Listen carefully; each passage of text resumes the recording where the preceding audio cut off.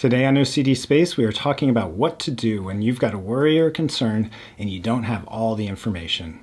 In fact, we're going to talk about what to do when you got a worry or concern and don't have any information. So hang on tight, this is going to be a good one.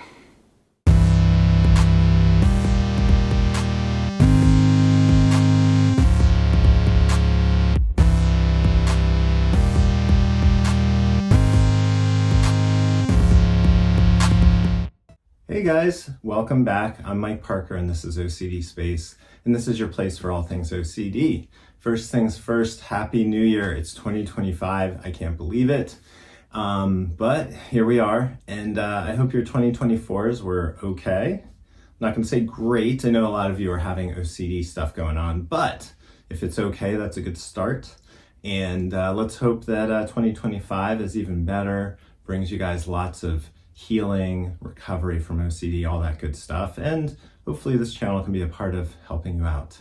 So if you are liking these videos, as always, be sure to like and subscribe. That helps us out. And let's move on to the topic today. So let's look at this idea of, what OCD basically makes you feel like, which is I've got this concern, I've got an obsession, something with contamination, something with God, something with my relationships, whatever it might be.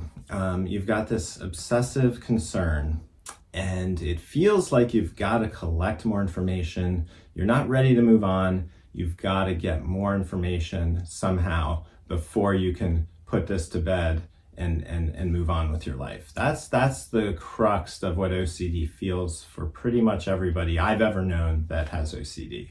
That's what they describe. Just I need to get more information, and once I get that more information, I can move on now. Now we want to talk about how being stuck in that sort of thought process is actually the problem. That is actually a faulty reasoning situation that OCD is perpetuating, this idea that I need more information before I can move on. Because the reality is you don't live like that anywhere else. Like you're using actually completely opposite reasoning to deal with concerns on a daily basis in a million other areas. And the way you're dealing with concerns in all other areas is like I said, the opposite. It is that a lack of information here means I can move on. A lack of information means I can actually dismiss this.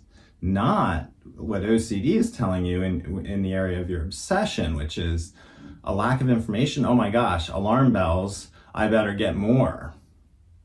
So, just to hit this home, let me throw out a few concerns. You could make a list of a million things that on a daily basis you're not worried about. And you're not worried about it because you've got no information, right? The lack of information is the reason you're not worrying about it. You're not seeking out more. So let me just throw out some crazy ideas. There's a million things you're not worried about. You could come up with your own list, but think about these. What if you murdered your neighbor this morning? What if your house is about to collapse? What if there's a killer clown wielding a knife on their way to your house? What if there's bubonic plague on your computer mouse? What if the brakes in your car are going to fail? What if your coffee or tea is poisoned with arsenic? What if a plane is falling out of the sky right now about to hit you? Right? These would all be things. Now, I might have touched upon some of your obsessions out there, and that's okay. But some of these examples, I'm sure, are like things you are not concerned about. And let's just kind of admit that there's a complete lack of information with all of these things. Right? So a lack of a memory of going to kill your neighbor this morning, zero memory and zero ambulances and zero anybody knocking on your door and nothing like that, right? So a lack of information. And we can say that with all these concerns, there's a lack of information. Now, what is happening with these other areas is you are saying that's actually really, really good information, that lack of anything. That's critical, important information for me. And that's why I'm going to dismiss that. That's why I'm going to move on. In all other areas, you trust that lack of information as critical.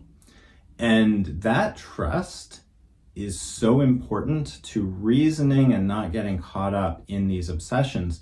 You have to be able to trust when you don't have anything to go on, and you have to trust that that's actually good, solid information, and that's reason for you to move on.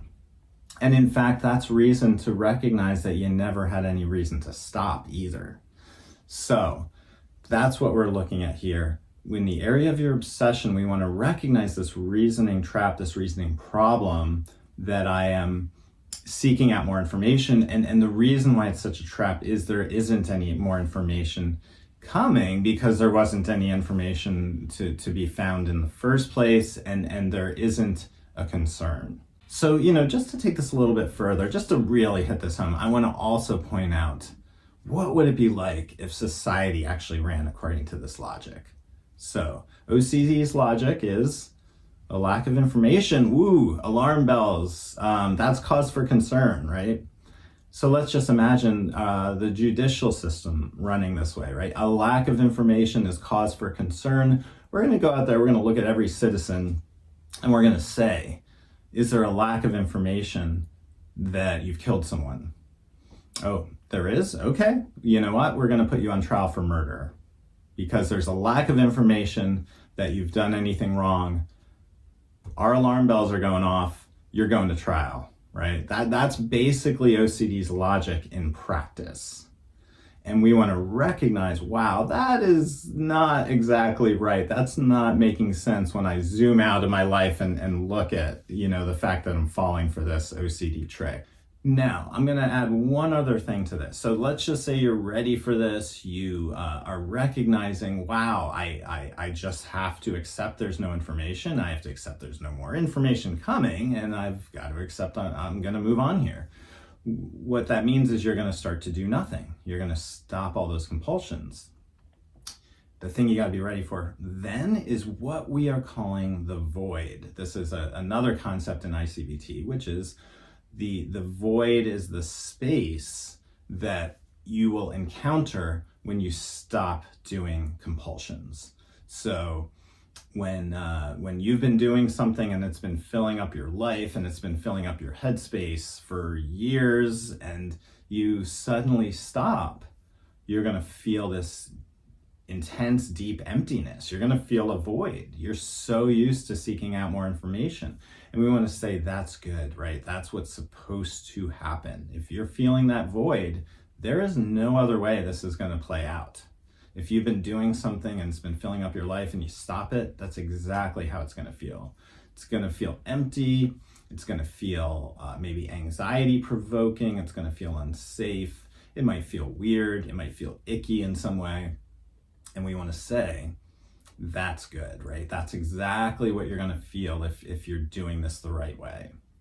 So those are my tips for the new year to bring 2025 into fruition. Let's look at recognizing a lack of information is critical, important evidence.